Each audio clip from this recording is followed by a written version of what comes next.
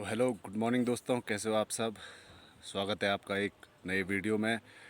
तो अभी तो मैं ये अभी उठा हूँ और अभी काम करूँगा, क्योंकि मेरा ये अभी कोचिंग चल रहा है। तो मैंने ऑनलाइन एक कोर्स लिया है, तो उसमें मुझे डेली मतलब हर दिन लगभग काम मिलता है, तो मुझे वो जमा करना पड़ता है। अभी मैं वो काम करूँगा एक बार, और फिर आपको एक ऐसे टॉपिक के बारे में बताऊँगा इधर गांव में अपने, जो बहुत ही इम्पोर्टेंट है। तो चलो शुरू करते हैं।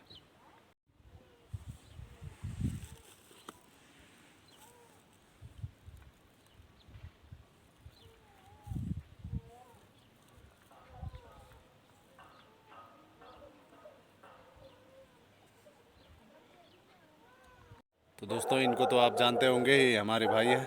तो ये मेरी मदद कर रहे हैं ये काम में, क्योंकि आज थोड़ा सा ये स्वास्थ्य भी ख़राब हो रहा है, क्योंकि आजकल बुखार चल रहा है सबको, तो बुखार आ गया थोड़ा सा।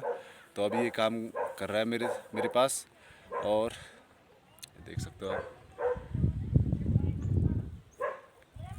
तो दोस्तों, हमने काम कर लिया है, और अभी मैं आपको गांव के एक ऐसे मुद्दे के बारे में बताऊंगा जो बहुत ही इम्पोर्टेंट है। तो अभी दिखाता हूँ मैं आपको। तो दोस्तों, जो आपको ये सामने जो ये तार दिख रहा है नीचे की ओर आ रखा, ये हमारे गांव में ये बिजली की लाइन का तार है। और अभी आपको बता दूं कि हमारे गांव में ये 3 दिन से लाइट नहीं थी। और जैसे कि मैंने ये कोर्स लिया है ऑनलाइन, और कई लोगों ने भी बहुत काम होते होंगे, तो 3 दिन से मैं काम भी नहीं भेज पाया इस तार की वजह से, क्योंकि यहाँ लाइट ही नहीं थी। तो आपको बता दूं, जो ये लाइन है ये 1996 की है। हमारा जन्म भी उसके 1 साल बाद हुआ है। तो ये हाल है इधर के अभी। अब हम हिमांशु सेमवाल से बात करते हैं, तो वो कुछ बताएंगे अपने विचार। तो ये लाइन जो है, ये सामने जो दिख रही है, तो ये लाइन 1996 में बिछी थी। तो सबसे पहली बात तो ये है कि अगर ये लाइन दे रखी है तो सबसे पहले यहाँ पे एक ट्रांसफार्मर होना चाहिए था। सामने रवि गाँव में ट्रांसफार्मर लगा हुआ है, यहाँ धार गाँव में ट्रांसफार्मर नहीं है।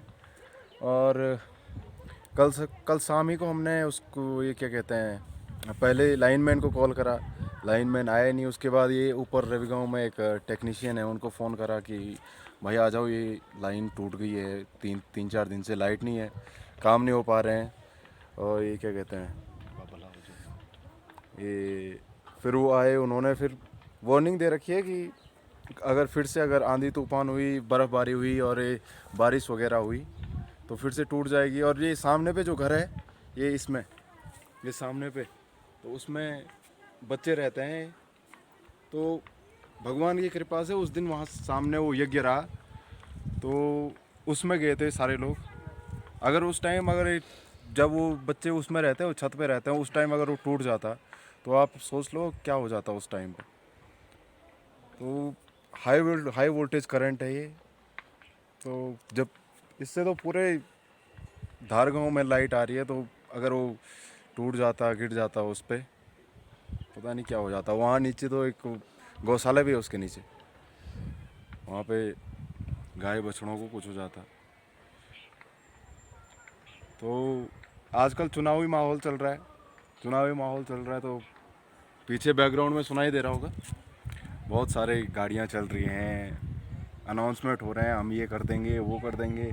और जो मूलभूत सुविधाएं हैं, ये लाइट की और पानी की, इनकी तरफ किसी का ध्यान नहीं है। कोई कुछ बोले जा रहा है, कोई कुछ बोले जा रहा है, हम ये कर देंगे साहब, हम वो कर देंगे।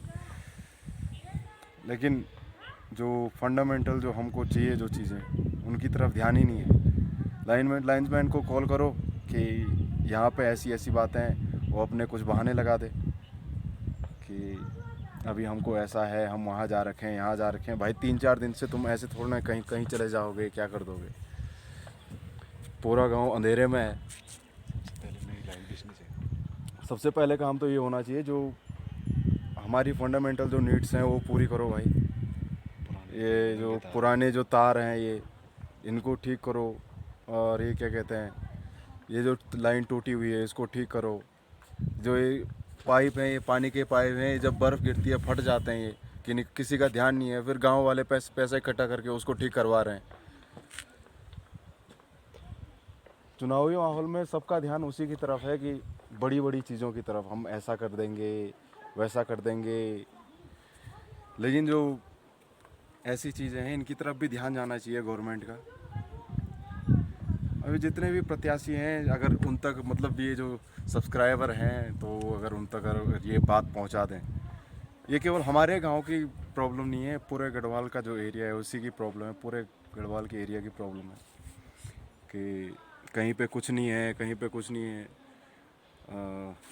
तो जाना चाहिए, इस तरफ भी ध्यान जाना चाहिए। तो हमारे जो सब्सक्राइबर है वो ज़रा इस चीज़ को ज़रा फैला दें कि ऐसी ऐसी भी बातें हो रही हैं गांव में। यही था। सही कह रहे हैं हमारे भाई जी, क्योंकि अभी ये जो जीत जाएंगे, जो भी जीतेगा, अभी तो वो दिख रहे हैं, लेकिन बाद में वो सारे गायब हो जाएंगे। क्योंकि मैंने खुद अभी यहाँ जो मतलब विधायक हैं हमारे, हमने अभी तक उनको नहीं देखा है, केवल पोस्टर में देखा है। क्योंकि जो उनके कार्यकर्ता हैं, जो गांव में जो प्रचार करने आते हैं, उनको तो हम बहुत अच्छे तरीके से जानते हैं, क्योंकि वो यही गांव के अगल बगल वाले गांव के हैं। पर जो उठ रहा है, जो अभी हमारे गांव में, मैंने तो शायद देखा नहीं शायद किसी को। हाँ, जब मतलब चुनाव अभी जैसे वो प्रचार चलता है तो उस टाइम आते हैं, बहुत लोग आते हैं, तो हमको पहले पता ही नहीं चलता ये है कौन ये। तो फिर उसके बाद जीत गए तो पता ही नहीं चलता कहाँ गया क्या गया, फिर सो जाते हैं। क्योंकि ये गांव के जो ये स्थिति है, जो ये लाइट लूइट वाली चीज़ें हैं, ये तो सबसे पहले होनी चाहिए। क्योंकि अभी उन्होंने कहा है हमको कि अगर ये फिर से टूट गया और अगर इसके नीचे गौशाला है, वहाँ पे गाय रहती हैं और वहाँ पे बच्चे भी रहते हैं, अगर ये टूट गया तो वो कह रहा था इस पर बहुत हाई वोल्टेज करंट है और क्या हो जाएगा आप सोच सकते हो। और सबसे पहले तो सबसे पहली बात यह है कि ये देखिए आप, ये जो ये लाइन बिछी है 1996 की है, और उसके बाद क्या टेक्नोलॉजी आ गई है आज के ज़माने में। देख लो, ये सामने देख लो आप, ये जहाँ पे ये बिजली का एक खंभा है, उस पर क्या स्थिति हो रखी है। वहाँ नीचे एक पेड़ है, तो जब उस पर हरा होता है कुछ मतलब ऊपर जाता है वो पेड़ पे, तो लोग उस पर हाथ नहीं लगाते हैं। आड़ू का पेड़ है वहाँ पे ना।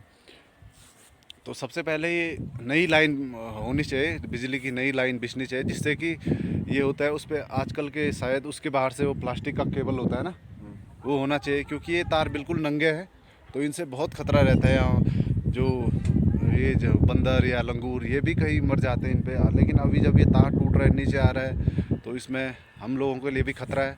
और दूसरी बात, लाइट नहीं होती है, बहुत दिन तक लाइट नहीं होती है।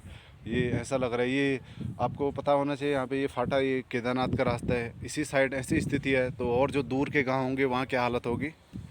तो इस पे सोचना चाहिए दोस्तों।